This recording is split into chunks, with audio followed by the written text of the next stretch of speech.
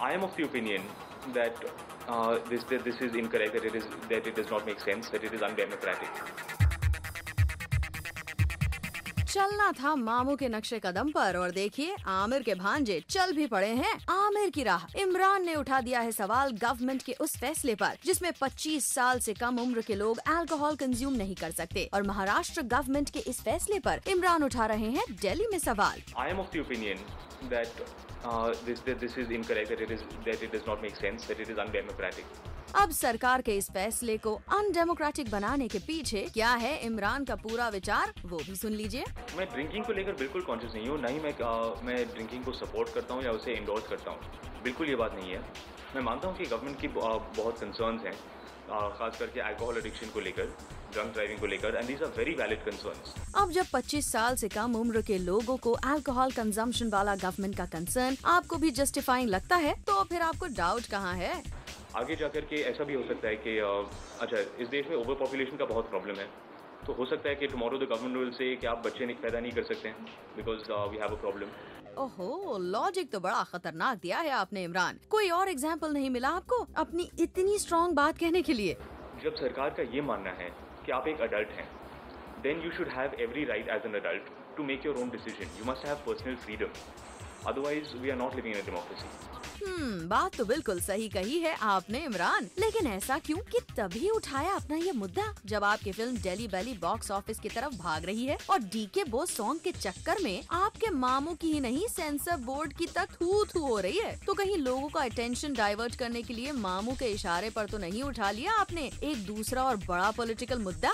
अगर मैं कोई भी इशू उठाऊंगा लोग पूछेंगे ये इशू क्यों, वो क्यों नहीं। You can not support every single issue क्योंकि लोग तंग हो जाते हैं आपसे। भाई इमरान, लोग आपसे मुद्दा उठाने पर तंग नहीं होते बल्कि स्टार्स खुद ही फंस जाते हैं पॉलिटिकल मुद्दा उठाकर। आपके मामू शायद भूल गए हैं फना के वक्त एक पॉलिटिकल इशू पर अपना हाथ जला देने की बात। तब आमिर भी अपनी फिल्म फना को प्रमोट करने के चक्कर में नर्मदा बचाओ आंदोलन में कूद गए थे। बदले में फिल्म गुजरात में बैन हो गई थी और आमिर ऑपोजिशन पार्टी से अपनी जान को खतरा बताकर भागे भागे फिर रहे थे। और लगता है आपने भी फिल्म प्रमोशंस के लिए गलती से उठा लिया है एक पॉलिटिकल मुद्दा। The idea was that, firstly, I've recently been informed while I was doing my interviews in Delhi that this under 25 drinking ban has been in place in Delhi for a very, very long time. I was actually unaware of this. Otherwise, I would have perhaps taken a stand on something earlier.